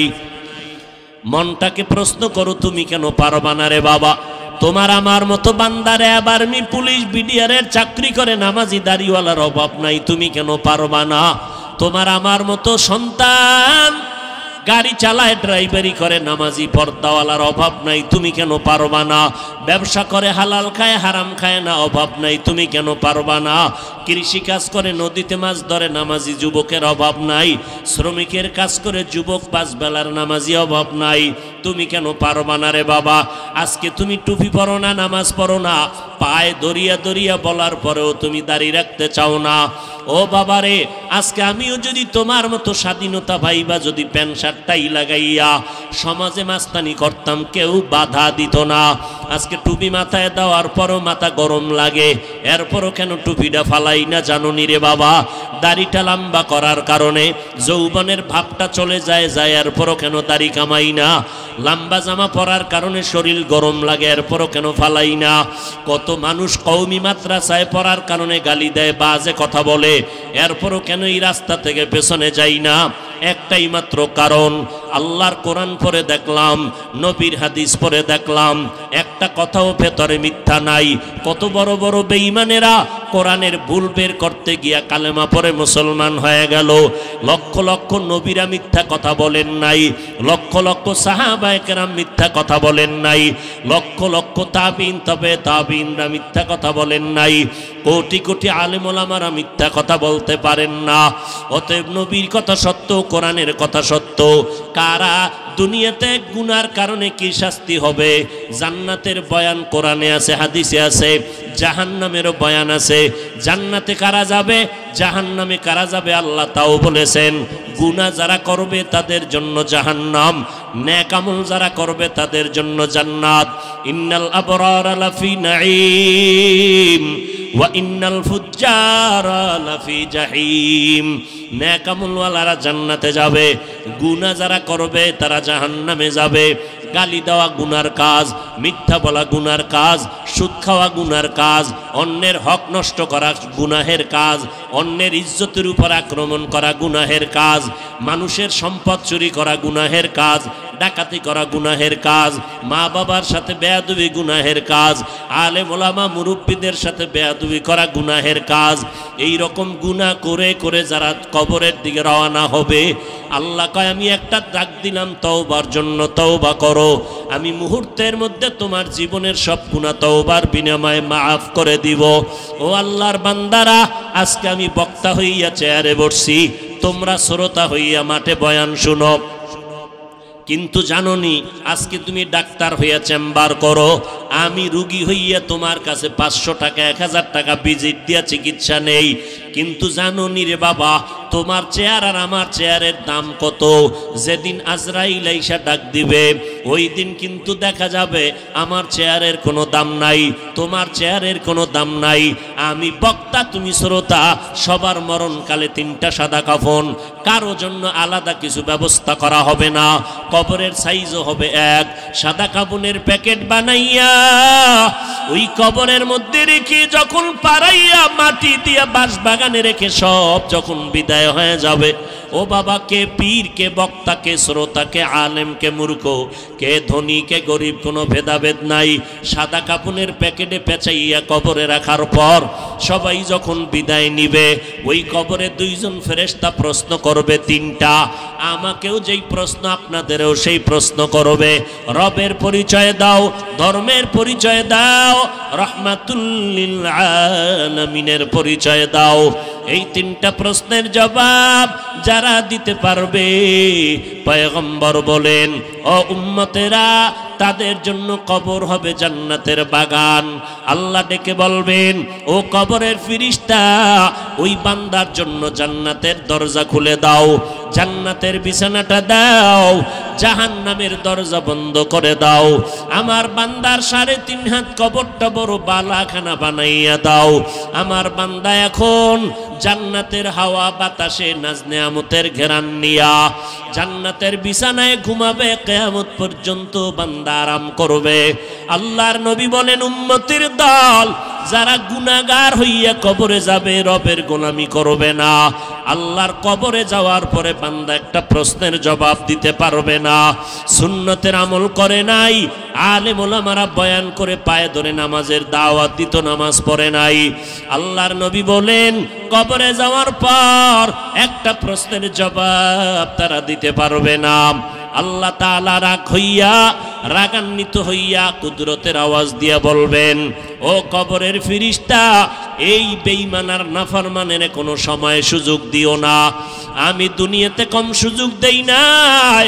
দুনিয়াতে আমার দেওয়া সূর্যের আলো, চাঁদের আলো, পানি বাতাস ভোগ করিয়া, আমার দেওয়া নদীর মাছ খাইলো, গাছের ফল খাইলো, জমিনের ফসল খাইয়া এত বড় নিমক হারাম, একবারও আলহামদুলিল্লাহ বলে শুকর আদায় করে নাই। ওলামায়ে কেরাম দাওয়াত দিত, পায়ে ধরে ধরে নামাজের বয়ান করত, নামাজ পড়ে নাই। এখন আর সময় দিও না। এই গুনাহগারের কবরে জাহান্নামের আগুনের বিছানাটা দিয়া দাও, জাহান্নামের সাথে রাস্তা বানাইয়া দাও। ওই অন্ধকার কবরে জাহান্নামের আগুন 1টা না 2টা না 99টা সাপ কবরের মধ্যে এসে পড়ে যাবে রে বাবা। ও যুবকেরা, একটা বেতের বাড়ি সহ্য করতে পারো না, একটা মশার কামড় সহ্য করতে পারো না। একটু চিন্তা করো, গুনাহগার হইয়া যদি কবরে যাও, ওই কবরে কেমনে মাটির চাপ সহ্য করবা? আল্লাহ বলবেন, রে কবরের মাটি, এই নাফরমানকে জোরে জোরে 2 পার্শ্বের থেকে জোরে জোরে চাপ দাও। এত জোরে চাপ দিবে পাজরের হাড়গুলো চুরমার হয়ে যাবে। এত জোরে ওই কবরের গুনাহগারেরা চিল্লাইতে থাকবে। কুকুর, ভেড়া, বকরি, গরু, ছাগল, পশু পাখিরা আওয়াজ, কবরের আওয়াজ শুনবে। কবরের হালাত দেখবে মানুষ, আর জিনেরা কবরের অবস্থা দেখবে না। এরে নবীর উম্মতের দল, কবরের আযাব বিশ্বাস করো না রে ভাই। কত কবরে আগুন দেখা যায়, কত কবরে ধোঁয়া দেখা যায়, আবার কত কবরের লাশ তাজা পাওয়া যায়। যত কবরের লাশ তাজা পাওয়া গেল সব নামাজীদের কবর, আর যত কবরের লাশ তাজা নাই, কবরে আগুন দেখা গেল, ধোঁয়া দেখা গেল, সব হলো বেনামাজি বেয়াদবদের কবর। ও আল্লাহর বান্দারা, ওই মরণের আগে আল্লাহর কাছে তওবা করে নাও। পিছনে শয়তানের ধোকায় পড়ে অন্যায় করেছি, আমার অন্যায়ের কারণে, গুনাহের কারণে আমার হাত না পাক, চোখ না পাক, অন্তর না পাক, আমার জিহ্বা না পাক। ও আল্লাহ, আমার অন্যায়ের খবর আমার মা বাবা ভাই বোন কেউ জানে না রে আল্লাহ, আপনি জানেন। আল্লাহ বলে আমি জানার পর রাগ করে পানিও বন্ধ করি নাই, বাতাস খানা বন্ধ করি নাই। এখনো যদি তওবা করতে পারো, আমি তোর জীবনের সব গুনাহগুলো মাফ করে দিব। এরে এলাকার মুসলমান, আল্লাহর দরবারে অন্তর দিয়ে আল্লাহকে ডাকেন আর মনে মনে বলেন, হে আল্লাহ, এই ময়দানে আমার মতো গুনাহগার কেউ নাই। সাহাবায়ে কেরামরা জান্নাতের টিকিট পাইয়াও যদি কান্না করেন কবরের ভয়ে, আমার তো কোনো উপায় নাই। ওই অন্ধকার কবরে আমি একা একা কেমন করে থাকব? যেই কবরে মাটি আর মাটি, কোনো বাতি নাই, অন্ধকার। ও আল্লাহ, গুনাহ নিয়ে কবরে যাব না। আজকে যদি আমাকে ছোট একটা রুমে আটকাইয়া, ভেতরে আটকাইয়া, বাহির দিয়ে তালা দিয়া কয় রাতের বেলা ঘুমা, আমি দরজা ভেঙ্গে ফেলবো আর চিল্লাবো, একা এই ছোট রুমে আমি ভয় পাই, ঘুমাইতে পারবো না। ও যুবকেরা, চিন্তা করো, ওই অন্ধকার কবর আরো কঠিন অন্ধকার হয়ে যাবে। কেমনে তুমি কবরে থাকবা? যদি গুনাহগার হয়ে যাও তো কবরে উপায় নাই। আল্লাহর কাছে তওবা করে নাও। দুই ফোঁটা চোখের পানি ছেড়ে দিলটাকে নরম করে আমার আল্লাহর কাছে বলতে থাকো, আল্লাহ, আজকে থেকে নামাজ ছাড়বো না, বেপরদায় চলবো না, মা বাবাকে কষ্ট দিব না, ওলামায়ে কেরামের পরামর্শ নিয়ে আমল করব, দেশ ও জাতির বিরুদ্ধে কোনো ষড়যন্ত্রে লিপ্ত হব না। অন্তরে যদি তওবা করার নিয়ত হয়, মুনাফিকি যদি না থাকে, দুর্বলতা না থাকে, খাঁটি তওবা করার যাদের নিয়ত অন্তরে আছে, পাঁচ বেলার নামাজ ছাড়বো না, নামাজ ছাড়বো না, মা বাবার সাথে বেয়াদবি করব না, উলামায়ে কেরামের সাথে কখনো বেয়াদবি করব না, দেশ ও জাতির বিরোধিতা করব না, নবীর তরিকা মতে চলবো, সুন্নতের আমল করব, নামাজ পড়ব, দাড়িটা লম্বা করব, পর্দায় চলবো। তওবা করার যদি নিয়ত হয়, খাঁটি অন্তরে যদি নিয়তের অন্তরে তওবার নিয়ত থাকে, আমার আল্লাহকে দুটো হাত তওবার নিয়তে দেখাইয়া দাও। আয় আল্লাহ, আমাদের হাতগুলো কবুল করে নেন, তওবা কবুল করে নেন, তওবার উপরে মজবুত হইয়া চলার মতো তৌফিক দান করেন, আমিন। আলহামদুলিল্লাহি রাব্বিল আলামিন, ওয়াসসালাতু ওয়াসসালামু আলা সাইয়্যিদিল আম্বিয়াই ওয়াল মুরসালিন ওয়া আলা আলিহি ওয়া আসহাবিহি আজমাইন, ইয়া আরহামার রাহিম।